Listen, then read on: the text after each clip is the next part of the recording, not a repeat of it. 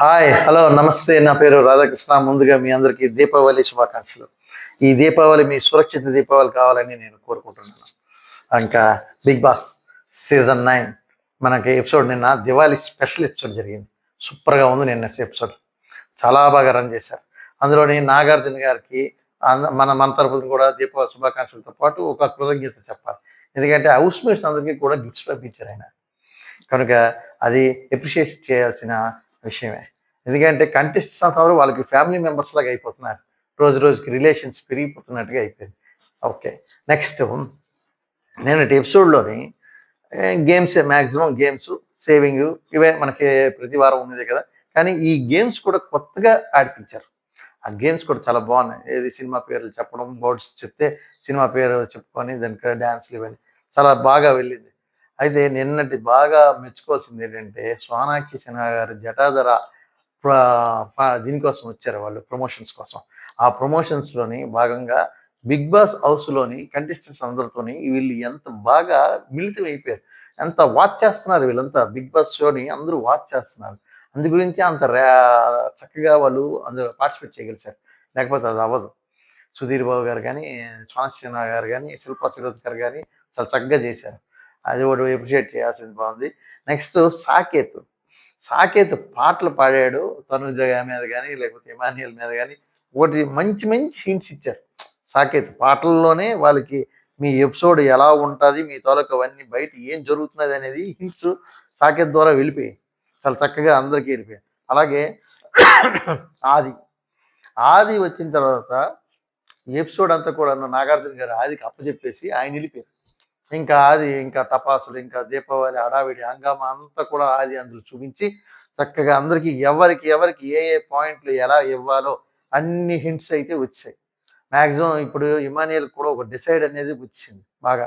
అయితే ఇక్కడే అసలైన విషయం ఏంటంటే ఎలిమినేషన్కి వచ్చేకల్లా రామును భరణి గారు మిగిలారు.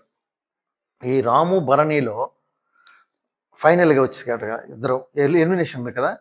ఫైనల్లో మాట్లాడితే ఇమానియల్ దగ్గర ఉన్న పవరాస్త్రాన్ని ఉపయోగించమని బిగ్ బాస్ చెప్పాడని నాగార్జున హోస్ట్ చెప్పాడు. అయితే నువ్వు వాడతావా వాడాలి. వాడితే దానికి 3 పవర్స్ ఉంటాయి. 3 సార్లు వాడుకోవచ్చు.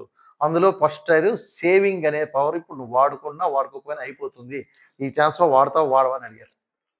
ఇమానియల్ దాన్ని యూజ్ చేస్తానని చెప్పి చెప్పడం జరిగింది. అయితే ఎవరికి యూజ్ చేస్తావు? ఇద్దరు కూడాను చాలా తక్కువ ఓటింగ్స్తో ఉన్నారు. ఆడియన్స్ ప్రకారంగాను నీవు భరణి గారికి వాడతావా, లేదంటే రాముకు వాడతావా అని చెప్పేసి ఇమానియల్ని క్వశ్చన్ చేయడం జరిగింది. అయితే అక్కడ ఇమానియల్ చాలా చక్కగా గేమ్ పరంగా చూసుకొని రాము రాథోడ్కి నేను ఉపయోగిస్తాను సేవింగ్ పవరు, భరణి గారికి కాదు అని చెప్పడం జరిగింది. అయితే ఇక్కడ డబుల్ గేమ్ అని బయట ఇమానియల్ గురించి అంత నెగిటివ్ టాకింగ్ ఉన్నా ఇక్కడ 2 రకాలుగా ఆలోచన చేయొచ్చు ఇమానియల్ గురించి. ఏంటి, ఒకటి భరణి గారు ఎప్పటికైనా ఇమానియల్కి పోటీ అవుతాడు. కనుక భరణి గారిని రక్షించకపోవడమే మొదటి ఉద్దేశం అయ్యి ఉండొచ్చు. లేదు, భరణి గారికి డెఫినెట్లీగా ఓట్లు పడతాయి, భరణి గారు సేవ్ అవుతారు, రాము రాథోడ్ ఒకవేళ వెళ్ళిపోతాడు అనుకుంటే మంచి కంటెస్టెంట్ వెళ్ళిపోవడం ఎందుకు, కనుక నేను ఈ సేవింగ్ పవర్తో రాము రాథోడ్ని కాపాడుతాను అని చెప్పి ఉండొచ్చు. అంటే ఈ 2 రకాలుగా ఉన్నది. కానీ ఏది కరెక్ట్ అనిపిస్తున్నదో మీరు కామెంట్ సెక్షన్లో కామెంట్ చేయండి. ఇమానియల్ గుడ్ ఆర్ బ్యాడ్ ఏంటి, ఎలాగ ఉంది, అతని స్ట్రాటజీ ఏంటి అనేది మీకు ఏమైనా అనిపిస్తే ఏమనిపిస్తుందో దాన్ని ఇమానియల్ గురించి మీరు కామెంట్ సెక్షన్లో కామెంట్ చేయండి. మీ కామెంట్ చేస్తూ ఉంటేనే దానికి మరికొద్దిగా నా తాలూకు ఆలోచన శక్తి అనేది పెరుగుతూ ఉంటుంది. అందు గురించి మీరు కంపల్సరీగా చేయండి. ఓకే. నెక్స్ట్ ఈ రకంగా 2 ప్రకాలుగా ఆయన ఆలోచన చేసి ఉండొచ్చు. లేదు మరొకటి ఇంకోటి కూడా ఉంది. ఎందుకంటే ఇమానియల్ కానీ భరణి గారికి వాడితే బాండింగ్స్ విపరీతంగా ఉన్నాయి. ఈ బాండింగ్స్లో కొట్టుమిట్టాడుతూ ఇమానియల్ కూడా అందులో ఇరుక్కుపోయినట్టుగా అయిపోతుంది. ఎందుకంటే ఆల్రెడీ ఈ బాండింగ్స్ కోసమే మొత్తం అంతా కూడా బయట అంతా కూడా నడుస్తూ ఉంది. అందరూ ఎవరు వచ్చినా అదే చెప్తున్నారు. ఇప్పుడు ఆది వచ్చినా అదే చెప్తున్నాడు, సాకేత్ వచ్చినా అదే చెప్తున్నాడు. గత వారం రోజుల నుంచి కొత్తగా వచ్చిన వాళ్ళు, మన 5 స్ట్రాంగ్స్ నుంచి వచ్చిన వాళ్ళందరూ కూడా అవే చెప్తున్నారు. అందు గురించి దీన్ని ఎక్కడో దగ్గర బ్రేక్ చేయాలి. తప్పనిసరిగా బ్రేక్ చేయాల్సిందే. ఆ బ్రేకింగ్ అనేది ఇక్కడ జరిగిపోయింది. ఇమానియల్ చేసింది పని కరెక్ట్ అని నేను అంటాను. మీకేమనిపిస్తుందో కామెంట్ సెక్షన్లో కామెంట్ చేయండి. నెక్స్ట్ దాని తర్వాత రాము రాథోడ్‌కి ఓట్స్ ప్రకారం సేవ్ అవ్వడం, భరణి గారు బయటికి వెళ్ళిపోవడం జరిగింది.